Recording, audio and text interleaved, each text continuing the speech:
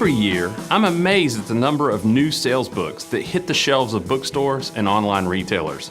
While the covers of each book may be different, the claims in the books are all the same. Simply read the first paragraph of any of these books and it will go something like this. I was a great seller at my company, and so I wrote down what I did, and if you do things I say in this book, I guarantee you'll be successful. Then the book will go on to proclaim all of the great virtues of their proven way to sell. They'll say things like, be a visual seller, provoke your customers, be a social seller. All of these are themes that are plastered on the front covers of these Bibles of great selling. Don't get me wrong, there are certainly concepts in these books that can be helpful in gaining more sales from your customers. But all of these books suffer from the same flaw that our research has shown us time and time again. These books argue that to be successful, your salespeople need to be one kind of seller. One book from a rapidly growing sales training company used a marketing line that went something like this. 53% of top performing salespeople follow the method of selling that we developed into a formal sales training program. Really? 53%? Does that not mean that almost half of all top performing salespeople do something else?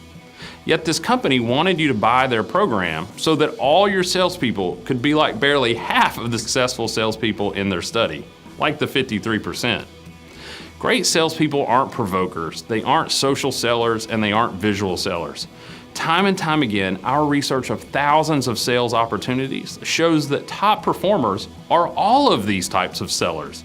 The key difference is that the sales all-stars know when to be one over the other. The only real label you could use to classify your top performers is agile sellers. So what does agile selling really look like?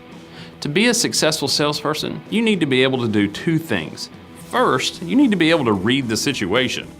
Understanding what is going on with your customer and the path they are most likely to take in making a decision about your product or service is critical to being able to effectively adapt to the situation.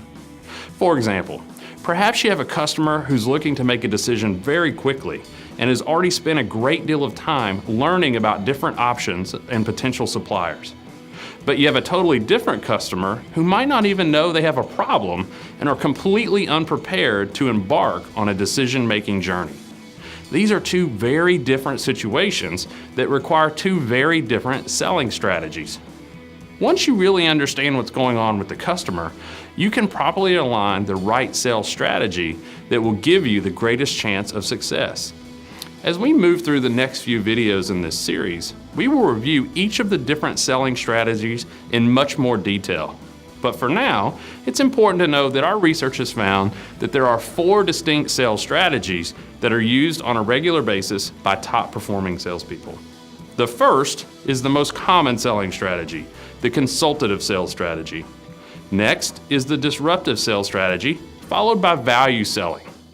Finally, our research shows that a product or service-focused sales strategy is an often used approach. That's it. The recipe is simple.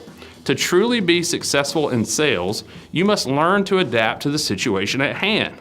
With this in mind, we hope that you enjoy the next several modules that will help you become an expert at each selling strategy, as well as give you an overview of where these different strategies can be the most helpful.